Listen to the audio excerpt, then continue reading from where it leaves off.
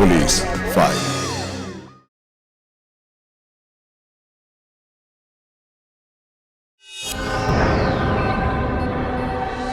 কত প্রত্যাশা থাকে, কত উৎসাহ থাকে মানুষ যখন কোনো নতুন সম্পর্কের দিকে এগিয়ে যায়, বিবাহ বন্ধনে আবদ্ধ হয়।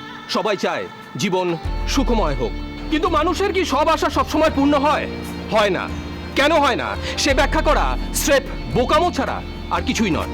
তবে একটা কথা আমরা জোর দিয়ে বলতে পারি যে সুখ আর দুঃখ বাজারের কোনো পণ্য নয় যে টাকা দিলেই কেনা যায়। তবে মানুষ যদি চায় অনায়াসে সে সুখ লাভ করতে পারে, তবে তার জন্য অনেস্টি আর স্যাক্রিফাইস অর্থাৎ সততা আর বোঝাপড়া একান্ত প্রয়োজন। সাল 2014, পশ্চিমবাংলা, শ্রীরামপুর থানা।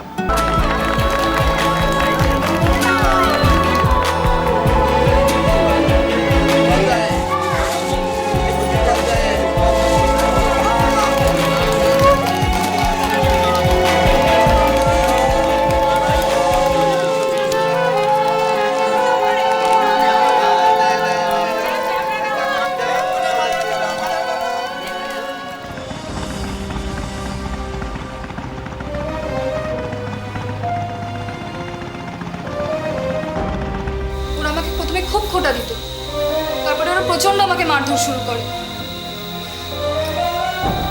তা আপনার স্বামী আপনার সাথে ছিল না? স্বামী? শাশুড়ি মা আমাকে বুঝিয়ে দিয়েছিলেন যে উনি যা করছেন সব ঠিক করছেন। আর বিনোদা এখন মনে করে যে পঞ্চাটা কোনো অপরাধী না। ও আমাকে প্রচন্ড মারধর শুরু করে, খালি চাপ দেয় যে বাড়ি থেকে টাকা নিয়ে এসো। আর ওর বড় দাদা বড় বৌদি ঠিক একই কথা বলে। ওরা সবাই মিলে আমার জীবনটা অতিষ্ঠ করে দিয়েছিল। আপনি অভিযোগটা নিয়ে নিন, আপনি যান এফআইআর দায়ের করুন।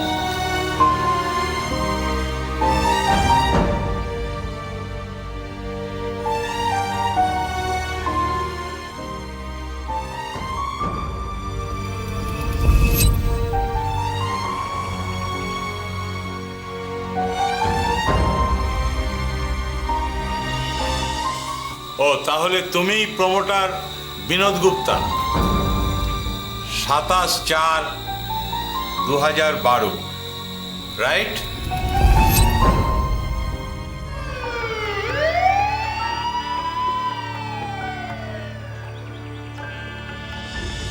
পুলিশ পুলিশ কি ব্যাপার? কি হলো? কি জানে? বিনোদ গুপ্তাকে একটু ডাকুন তো। কেন স্যার? ওকে থানায় যেতে হবে। বৌমা তুমি একটা ডাকো ওকে। হ্যাঁ হ্যাঁ। আচ্ছা মানে কারণটা তো বলবেন, মানে ওর দোষটা কি? এক হাতে কখনো তালি বাজে না, তার জন্য অন্য একটা হাতের হেল্প নিতে হয়। আজ আপনারা যদি ওই হাতটাকে একটু ভালোবাসা সম্মান জানাতেন তাহলে। আর শুনুন, ওকে আমরা নিয়ে যাচ্ছি, সমস্ত ব্যাপারটা এতগুলো মানুষের সামনে নাই বা বললাম। আপনারা থানায় আসুন, সব জানতে পারবেন। বিনোদকে ডাকুন। কি হয়েছে ড্যাড? মম কি হয়েছে? What's the reason sir? Reason তোমাকে সব বলবো, তুমি চলো থানায়। কিন্তু স্যার আমাদের একটা স্পেশাল সেলিব্রেশন হচ্ছে এখানে। ওদের ধরো। তুমি যাও। গাড়ি খোলো।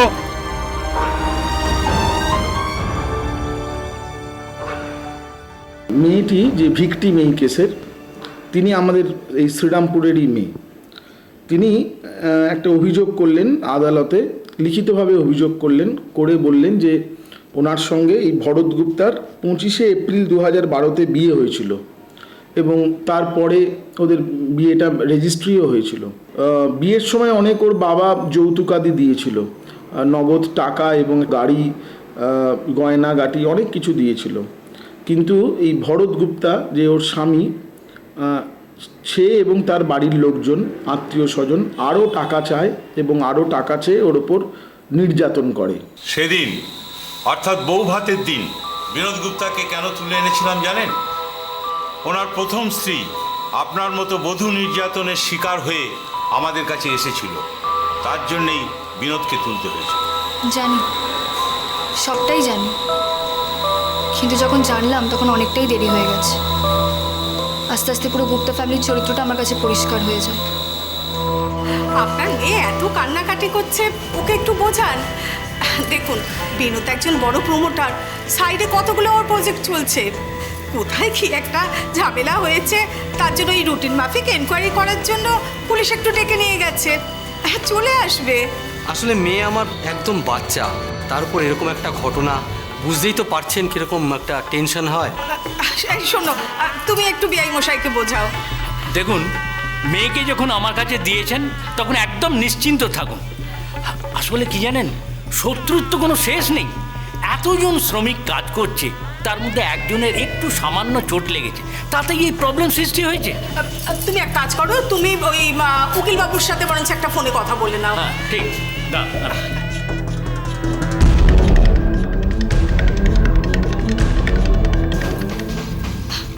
বৌমা, কি হলো? চলো, খাবে চলো। তো এখন এলো না মা। এসে যাবে এক্ষুনি। হ্যাঁ, আপনি কোন কেসটার কথা বলছিলেন? ওই রাকেশবাবুর ছেলে বিনোদের কেসটা বলছিলাম। ও আচ্ছা, এক মিনিট। হ্যালো, হ্যাঁ হ্যাঁ, আমি একটা মিটিংয়ে আছি, আপনি পরে পাঠান। হ্যাঁ ঠিক আছে। এসব কি হচ্ছে সমাজদা? একটা সামান্য ঘটনার জন্য ছেলেকে সারা রাত থানায় আটকে রাখার মানেটা কি? রাকেশ, কুল ডাউন, এখন মাথা গরম করার সময় নয়। তুমি এটাকে সামান্য বলে পরিস্থিতি হালকা করতে চাইছো, সেটা আমি বুঝতে পারছি। সেটা কি আদৌ ঠিক বলো? না না, তুমি আমার ফ্যামিলির রিলেশনের থেকে এই কথা বলতে পারো না। আইন আইনের পথে চলে, আইন কখনো রিলেশনকে গুরুত্ব দেয় না। তাও আমি চেষ্টা করছি, আমাকে তো দুদিন সময় দিতে হবে ভাই। আমি তোমার উপর খুব ভরসা করি সমাজদার, বুঝতেই পারছো আমার উপর দিয়ে কিরকম জ্বর যাচ্ছে। রাকেশ, তোর ছেলে আমারও ছেলে, পরিস্থিতি তো বুঝতে পারছিস। দেখ ভাই, চিন্তার কিছু নেই, তোর ফ্যামিলির সম্মান আমারও সম্মান। চল ভাই, ফোনটা রাখ, এখন আমাকে পেপার সাবমিট করতে হবে, পরে কথা হবে। এই সমাজদারটা যে কি করে না। আর আমি তো বুঝতেই পারছি না কেন তুমি এইসব লোকদের শুধু শুধু ফালতু পয়সা দিয়ে রেখেছো। ছেলেটা কোনো দোষ করেনি, অন্যায় করেনি, বিনা কারণে এভাবে থানাতে। আমি কি বুঝি না এই দিনটার কি গুরুত্ব? বৌমা, আমি তোমার মনের অবস্থাটা বুঝি। দেখো, আমিও তো মা, কিন্তু কি করব বলো, এটা তো একটা অ্যাক্সিডেন্ট। জানি আজকের এই রাতটা তোমার কাছে কত শুভ, সবই কপাল। আচ্ছা বৌমা, বিনোদকে আসতে দাও, ও এলে আমি ওকে বলবো তোমাকে 7 দিনের জন্য বাইরে কোথাও থেকে যেন ঘুরিয়ে নিয়ে আসে। বৌমা, তুমি আবার কাঁদছো? আচ্ছা, তুমি না আমার এবাড়ির লক্ষ্মী, আর তুমি কাঁদলে আমার পরিবারের অকল্যাণ হবে না। বৌমা চলো, খাবে চলো, এসো এসো, খাবে এসো, চলে এসো বৌমা।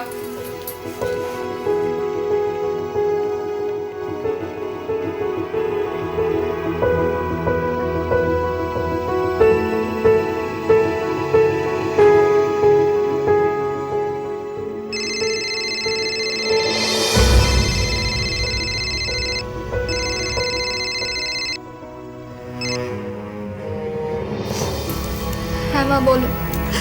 জামাই ফিরেছে মা? না মা, এখনো ফেরেনি। মা, এসব কি হয়ে গেল মা? শান্ত হ মা, কাঁদিস না, সব ঠিক হয়ে যাবে। জানো তো মা, সময়ের কাছে না নিজেকে খুব অসহায় লাগছে। এটা তো জানিস, আজ সকালটা হয়তো তোর জন্য নয়, কিন্তু কাল হয়তো তোর জন্য একটা খুব সুন্দর সকাল অপেক্ষা করছে। এবার তুই শান্ত হ মা, ঘুমিয়ে পড়। আমি আর তোর বাবা কাল তোদের বাড়িতে যাব।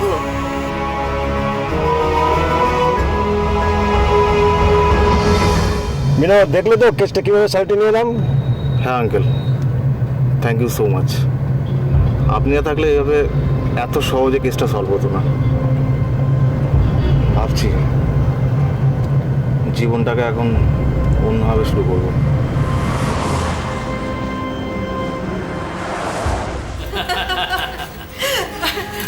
বুঝলে বৌমা, একটা কথা আছে না, ওই যার কাছে টাকা তার কাছেই শক্তি। আমাদের কাছে এতই টাকা আছে যে আইনটা মনে হয় একেবারে খোলা আকাশের মতো। কি গো? সত্যি, আর যার কাছে টাকা নেই আইন তার কাছে মাকড়সার জালের মতো। কি সমাজদার, তাই তো? আমি তো 2 দিন সময় চেয়েছিলাম, তোর ছেলেকে এনে দিয়েছি 2 দিনের মধ্যে। তা দিয়েছো, কিন্তু সন্ধ্যাবেলা কিন্তু আসতেই হবে। হ্যাঁ, সন্ধ্যাবেলা আসবো, আমার চেম্বার আছে, তাহলে আমি চলি। আয়।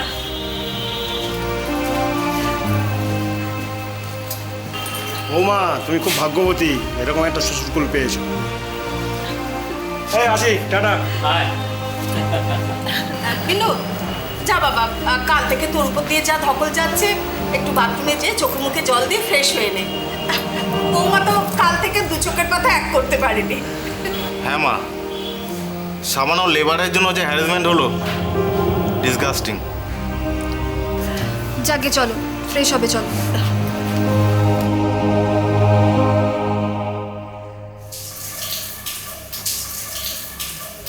এই টাওয়ালটা দাও। দিচ্ছি।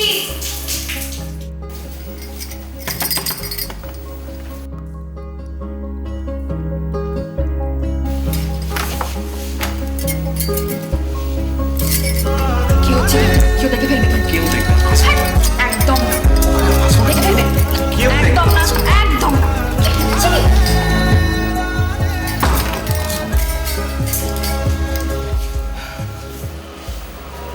কালকে আমাকে খুব মিস করছিল বলো? খুব। খুব সরি গো। আমি জানি কালকে রাতটা আমাদের জন্য খুব স্পেশাল ছিল, আর সেই রাতটা আর কোনোদিন ফিরে আসবে না।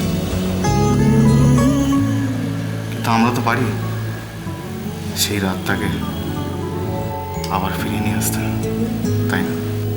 পারি, খুব পারি। I love you Binod. I love you too.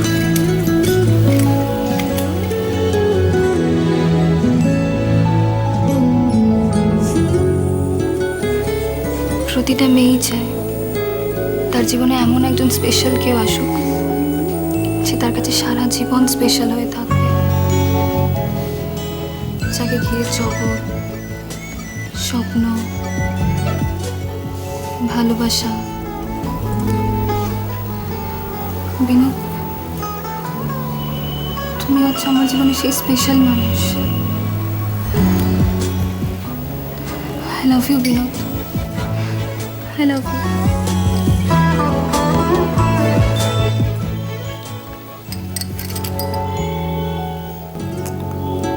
I love you too, সোনা। আমি জানি প্রতিটি মেয়ে চায় তার জীবনে এমন একটা হাজব্যান্ড, সে খুব কেয়ারিং হবে, আর তাহলে সব পাওয়া হয়ে যায়। আমি তোমায় কথা দিচ্ছি, আমি তোমার সেই কেয়ারিং হাজব্যান্ড হয়ে দেখাবো। বিনোদ, আজকের রাতটা আমাদের জীবনের সবচেয়ে মিষ্টি রাত। আমিও কথা দিচ্ছি, আজকে তোমাকে এতটা ভালোবাসবো যতটা নিজেকে বাসিনি। I love you Binod, I love you.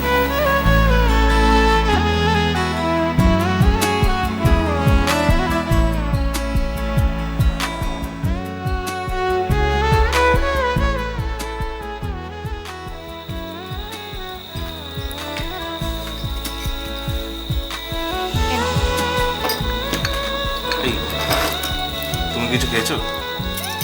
পরে খাবো। আরে খালি পেটে থাকতে নেই, কিছু তো খেয়ে নাও। আরে ও কিছু হবে না।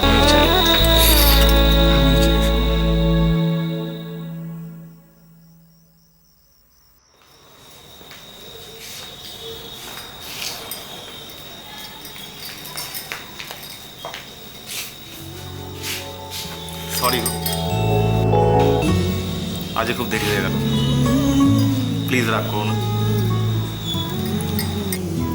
It's okay. আমি জানি তুমি রাগ করেছো, এই কান ধরছে, নেক্সট টাইম আর হবে না। আমি রাগ করিনি, আমি জানি আগে কাজ তারপরে সব কিছু। আর আমি জানি তো আমার হাজব্যান্ড বিজনেসের কাছে কতটা বিজি থাকে। একটু খারাপ লাগছিল, কিন্তু এখন তুমি এসে গেছো, সব অভিমান চলে গেছে। এই জন্য তো তোমাকে এত ভালোবাসি। তোমার জন্য একটা গিফট এনেছি। কি? চোখটা বন্ধ করো। কেন? চোখটা বন্ধ করো না, খুলবে না কিন্তু।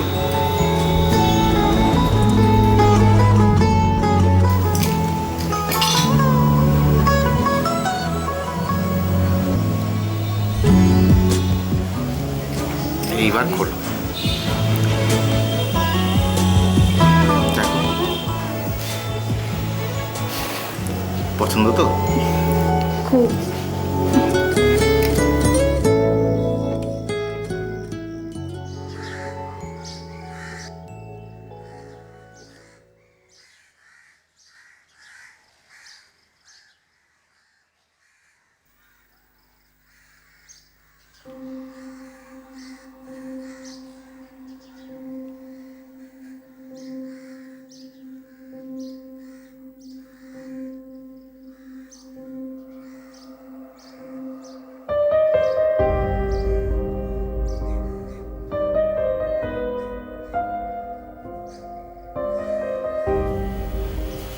এই কানের দুল, এই ক্লিপ, এগুলো কার? মায়ের তো না, তাহলে এগুলো কার?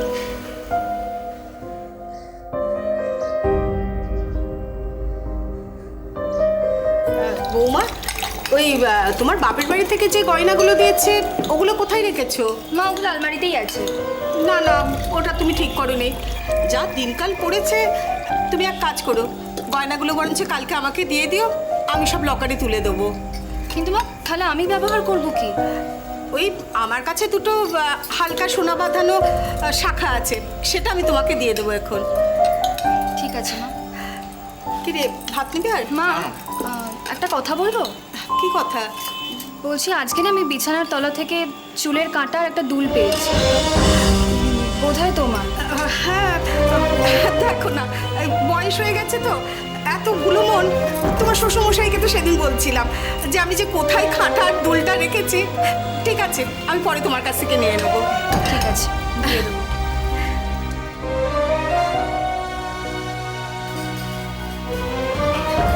মা, এই নাও, এই শাখা দুটো নাও, আজ থেকে এগুলো তুমি ব্যবহার করো। ঠিক আছে মা। কিন্তু মা এই শাখাগুলো কার মা? এত প্রশ্ন করো না বৌমা, আমি তোমার মা, তোমাকে দিচ্ছি, তুমি ব্যবহার করো। ঠিক আছে। দেখলে, মা কিন্তু তোমাকে খুব ভালোবাসে। এই আমি আসছি গো, সাবধানে থাকো। হ্যাঁ, বিনোদ, কিছু বলবে?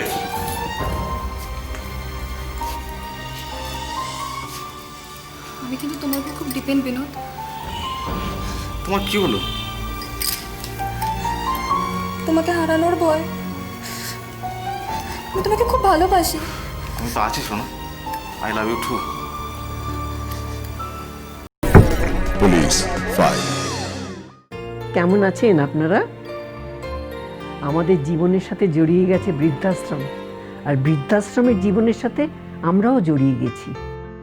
সময় বদলাচ্ছে, দিন পাল্টাচ্ছে, আমাদের জীবনেও এসেছে নানা বদল। আমাদের জীবনের নতুন গল্প শোনাতে খুব শিগগিরই আসছি আমরা। দেখা হবে বৃদ্ধাশ্রমের দ্বিতীয় ভাগে। আমার ঠিকানা তাই বৃদ্ধাশ্রম।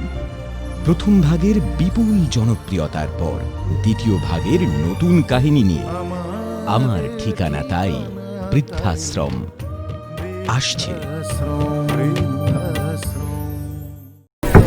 Police file.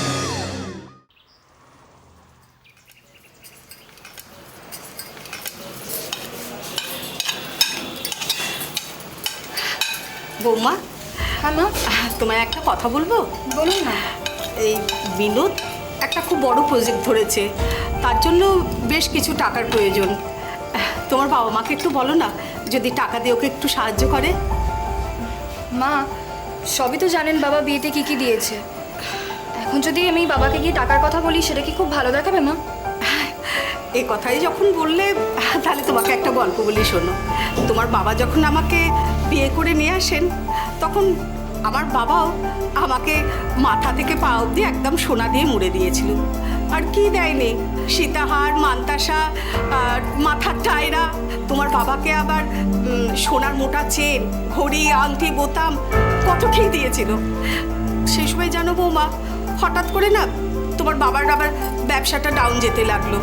আর তাই শুনে আমার বাবা সকালবেলা একদিন 50 লাখ টাকা নিয়ে এসে হাজির, এসে সোজা জামাইয়ের হাতে বললেন, এই টাকাটা নিয়ে তুমি ভালো করে ব্যবসা করো। দেখো বৌমা, সেদিন সেই টাকাটা দিয়েছিল বলেই তো আজ আমরা সুখের মুখ দেখতে পেরেছি। বিজনেসে তো আপস অ্যান্ড ডাউনস থেকেই থাকে, কিন্তু সময়ের সাথে সাথে সবটাই ওভারকাম করতে হয়। কিন্তু তার মানে এই নয় যে আমার বাবাকে পাশে থাকতে হবে। চেষ্টা করুক না বিনোদ, তারপর তো বাবা আছেই। কিন্তু সরি মা, আমি এখন বাবাকে টাকার ব্যাপারে কিছু বলতে পারবো না। হ্যাঁ রাজেশ, আরে ব্যাপারটা একটু বুঝুন, বিজনেস একদম ডাউন। এই মুহূর্তে আমি আপনাকে কোনো টাকা দিতে পারবো না। একটা ফ্ল্যাট সেল হচ্ছে না দাদা। শুনুন, গুপ্তা কনস্ট্রাকশন মাথা উঁচু করে বিজনেস করেছে, আর সামনে করবেও। আমাকে প্লিজ কিছু সময় দিন, প্লিজ।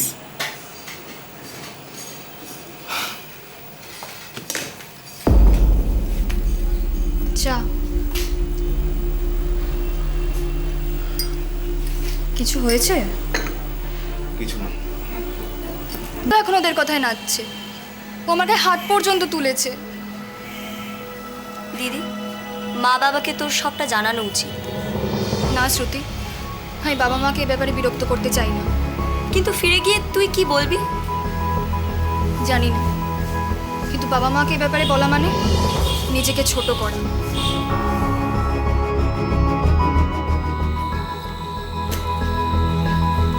কি ব্যাপার, তুমি আবার ফিরে এলে যে? কেন মা? এটা আমার বাড়ি, এটা আমার স্বামীর বাড়ি। কি বললে? এটা তোমার বাড়ি। শোনো, এই যে তুমি বাড়িটা দেখছো না, এটা রীতিমতো কোর্ট থেকে রেজিস্ট্রি করা আমার আর আমার স্বামীর নামে। তার দলিলও আছে। আর এখানে কিন্তু তোমার কোনো মর্জি চলবে না। শুনুন মা, আমি কোনো মতেই বাড়ি থেকে টাকা আনবো না। আনতে পারলে বাড়ি থেকে বেরিয়ে যাও। ও তাহলে এই জন্য ছেলের বিয়ে দিয়ে এনেছিলেন? ভালো করে শুনে রাখুন, আমি কোনো মতেই বাড়ি থেকে টাকা আনবো না। আনতে তোমাকে হবে। এই বিনোদ গুপ্তাকে যত নরম দেখেছো না, ভিতরে তত ইট বালি সিমেন্টের মতো কংক্রিট। মা, ওকে আটকে রাখবে, আর যতক্ষণ টাকা না আনবে না, ওকে এক দানাও ভাত দেবে না। চলো চল চলে।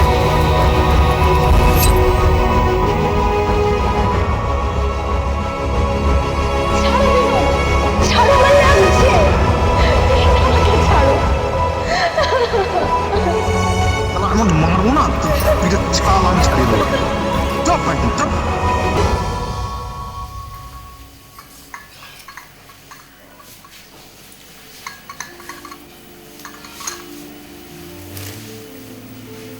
ছোটবেলায় ভাবতাম কবে বড় হব, কিন্তু এখন ভাবছি আমার ভাবনাতে কত বড় ভুল ছিল। আমার একটা কথা ভেবে খারাপ লাগছে, যখন একটা মেয়ে তার বাবা মাকে ছেড়ে তার স্পেশাল মানুষের কাছে আসে, তখন সে নিজেকে কতটা নিরাপদ ভাবে। কিন্তু আমি মনে হয় সব থেকে আতঙ্কগ্রস্ত স্ত্রী, যে প্রতিনিয়ত তার স্বামীর কাছে মার খেয়ে যাচ্ছে, তাও শুধুমাত্র টাকার জন্য। কে বলেছে তোমাকে মার খেতে? আমি তো বলিনি। আমি নিজেকে প্রমাণ করার চেষ্টা করছি যে আমি তোমাকে কত ভালোবাসি। হ্যাঁ, তুমি সেটা পারোনি, সেটা তোমার প্রবলেম।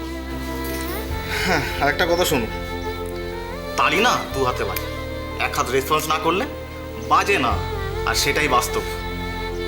আর জামাইয়ের প্রবলেমে শ্বশুর পাশে থাকবে, সেটাও বাস্তব। তোমার বাবা যদি আমার পাশে থাকতো, তাহলে আমি হতাম ওয়ার্ল্ড বেস্ট হাজব্যান্ড, আর তুমি আমার best wife. Understand? You better understand.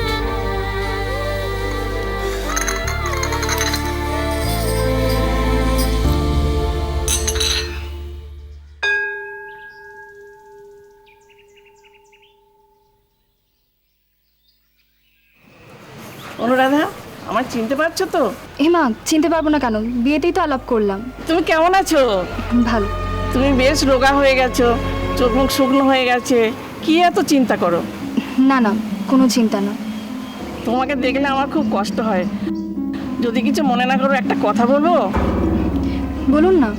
জানি না কথাটা বলা আমার ঠিক হবে কিনা। এমন একটা সত্যি আছে তোমার জানা খুব দরকার। মানে কি এমন সত্যি? তোমার বরের তুমি দ্বিতীয় পক্ষের স্ত্রী।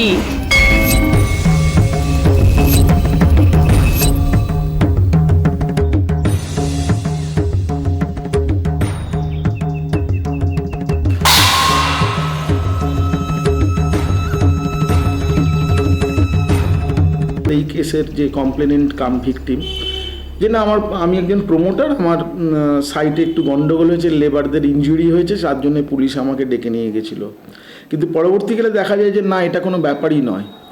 এই মেয়েটিকে বিয়ে করার আগে এই ভরত গুপ্তা তার 2 বছর আগে আরেকটি মেয়ে লিপিকা নস্কর বলে আরেকটি মেয়েকে বিয়ে করেছিল।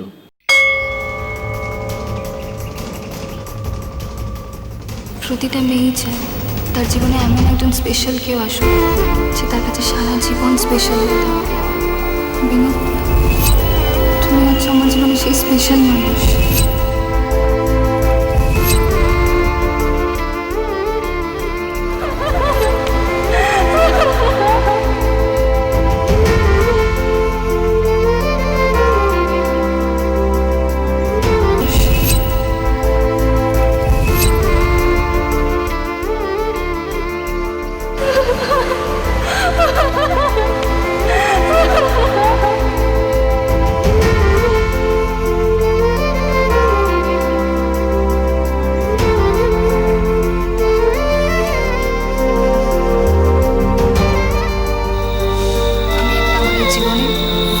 স্মার্ট বয় ছিল, যার চোখ, নাক,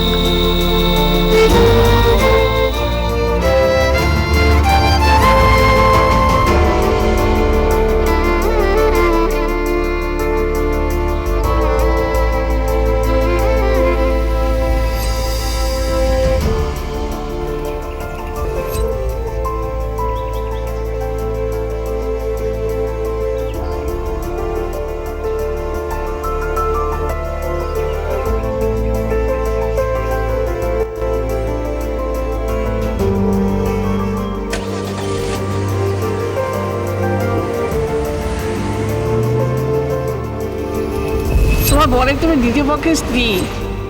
না না, হতে পারে না। এটা এটা কি করে সম্ভব? ওরা ওরা আমার সাথে এটা করতে পারে না। ওরা আমার সাথে এত বড় চিট করতে পারে না। তুমি আমার চোখে সবচেয়ে সেরা সুন্দর।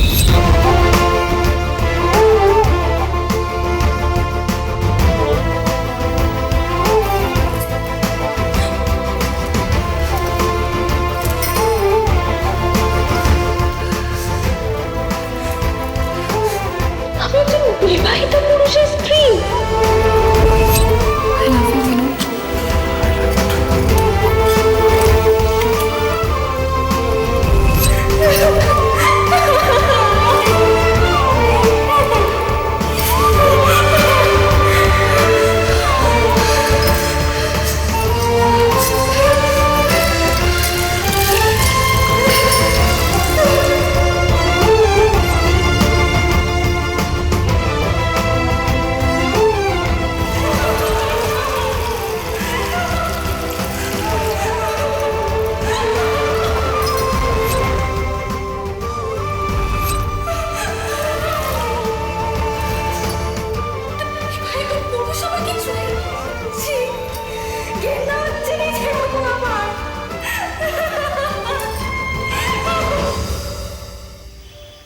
মেয়েকে দেখছি তোমরা কিছুতেই বাগে আনতে পারছো না, এবারে দেখছি আমাকেই মাঠে নামতে হবে।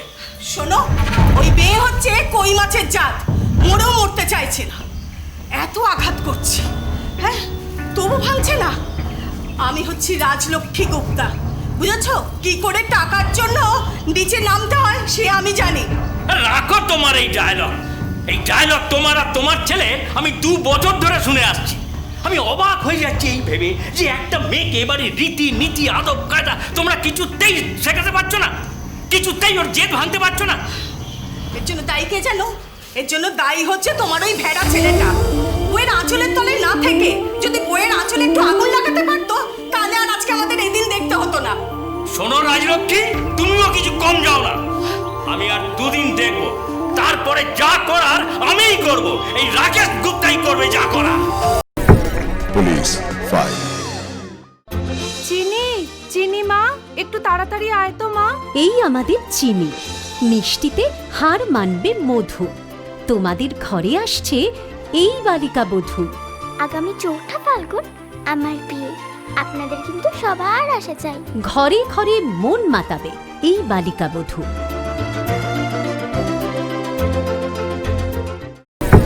Police 5.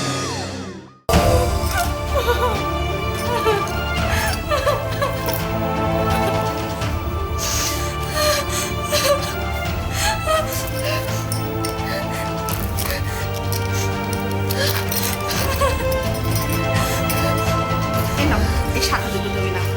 আজ থেকে এগুলো তুমি ব্যবহার করো। ঠিক আছে, কিন্তু মা এই শাখাগুলো কার মা? এত প্রশ্ন করো না বৌমা, আমি তোমার মা, তোমাকে দিচ্ছি, তুমি ব্যবহার করো।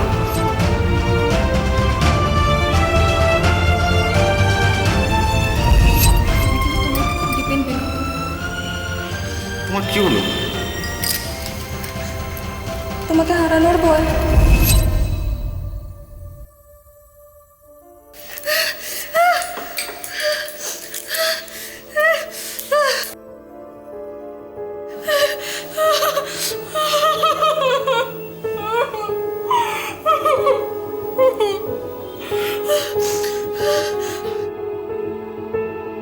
ওকে ফোন করতে হবে। ওকে।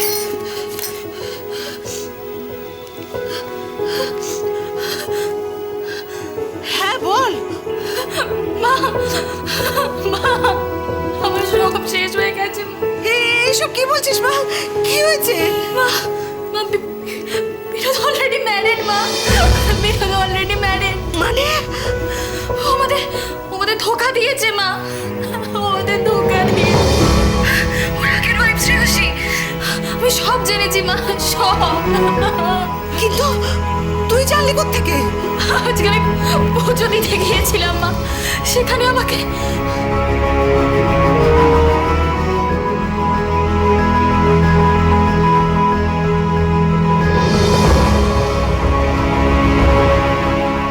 কিন্তু এখন কি হবে মা?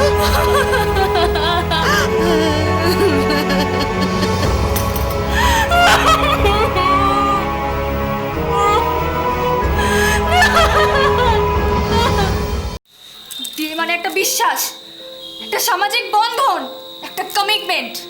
সেই সব কিছুকে তোয়াক্কা না করে তুমি দ্বিতীয় বিয়ে কি করে করলে? কেন আমার জীবনটাকে নষ্ট করে দিলে? মিথ্যে, সব মিথ্যে। কোনো প্রমাণ আছে তোমার কাছে? প্রমাণ? প্রমাণই শাখা, প্রমাণ শ্রেয়সী নিজে। এত কিছুকে অস্বীকার করবে কি করে তুমি? তোমার মুখোশ খুলে গেছে বিনোদ গুপ্তা। সবটাই মিথ্যে, আমি বলছি সবটাই মিথ্যে। চুপ করুন, অনেক বলেছেন আপনারা, এবার আমি বলবো, আর সবাই চোরের মতো শুনবেন। ভালোবাসার থেকে বিশ্বাস অনেক বড়, আর বিশ্বাস কমিটমেন্টের থেকে সম্মান অনেক বড়। এর কোনোটারই ধার ধারেন না আপনারা। এত টাকার দরকার আপনাদের? আমাকে বলতে পারতেন, আমার বাবার কাছে চাইতে পারতেন। এই বিয়ের মিথ্যে নাটকটা করার কি দরকার ছিল? একটা কথা কি জানেন তো, কে কাকে কতটা ভালোবাসে এটা ডিপেন্ড করে কে কাকে কতটা বিশ্বাস করে। আমরা বুঝতে পারছি সে সময় আমাদের একটা ভুল হয়েছিল, কিন্তু শ্রেয়সীও ভালো মেয়ে ছিল না। শুনুন, শ্রেয়সীর বায়োডাটা না আমার মুখস্থ হয়ে গেছে। আমি জানি ও কে আর ও কেমন, আর এটাও জানলাম আপনারা কেমন। শ্রেয়সী একজন অসহায় মেয়ে, ও শুধু স্বামীর ভালোবাসা চায়, কিন্তু আপনারা সবাই মিলে ওর ভালোবাসাকে গলা টিপে মেরে নিয়েছে। এখন তো আমার নিজের উপর ঘৃণা হচ্ছে। আমি এমন একজনকে ভালোবাসলাম যার কাছে আমার কোনো মূল্যই নেই, সব মূল্য শুধু টাকার। যাক, আর এখানে আমি থাকবো না, আপনাদেরও সুস্থভাবে আমি এখানে বাঁচতে দেবো না। আমি কমিটমেন্ট করে গেলাম। শুনলাম, অনেক শুনলাম, আর যেটা শুনেছো সত্যি শুনেছো। শ্রেয়সী আমার বউ ছিল। শ্রেয়সীকে সহজে যেতে দিয়েছি বলে ভেবো না তোমাকে আমি যেতে দেবো। আমি শেষ করবো।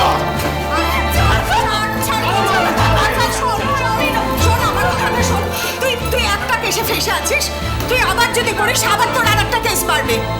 শোন, ও যখন সব জেনেই গেছে তোর সম্পর্কে, তখন ওকে এ বাড়িতে রাখাটা ঠিক হচ্ছে না।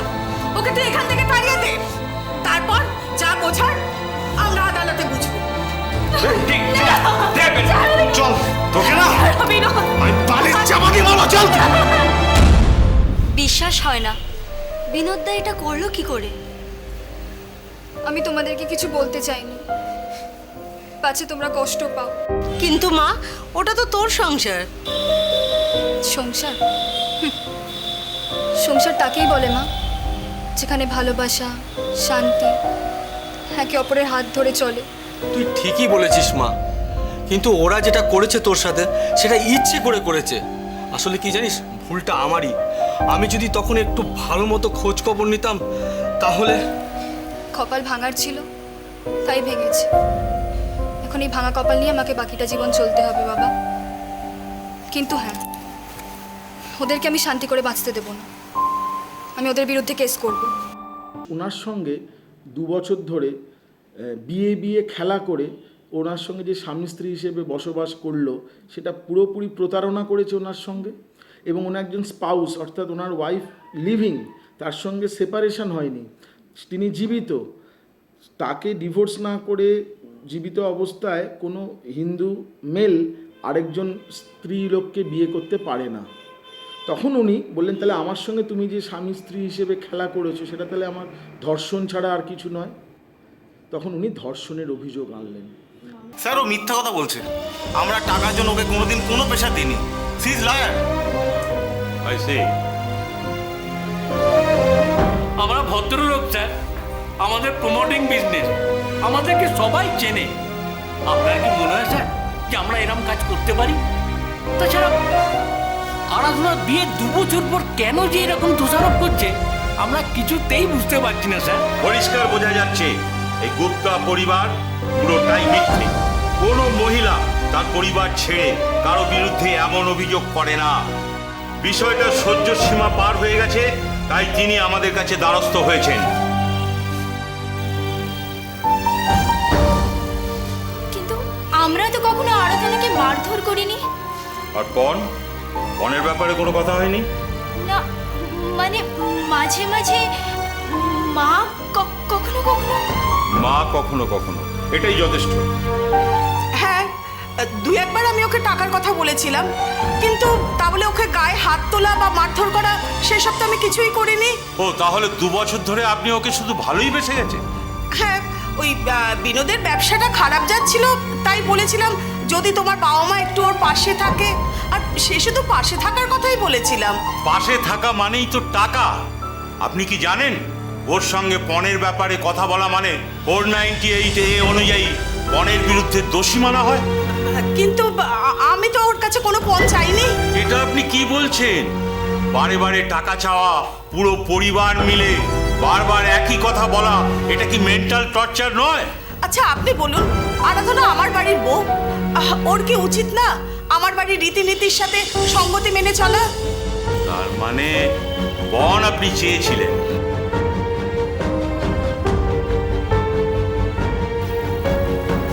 হিন্দু ম্যারেজ অ্যাক্ট অনুযায়ী প্রথম স্ত্রী বেঁচে থাকতে স্বামী আর একটা বিয়ে করতে পারে না। আর সেই পুরো প্রক্রিয়াটাই আপনি চালিয়ে গেছেন। Section 406 criminal intimation. আপনি কি জানেন আপনার বিরুদ্ধে 3টি মামলা ঝুলছে?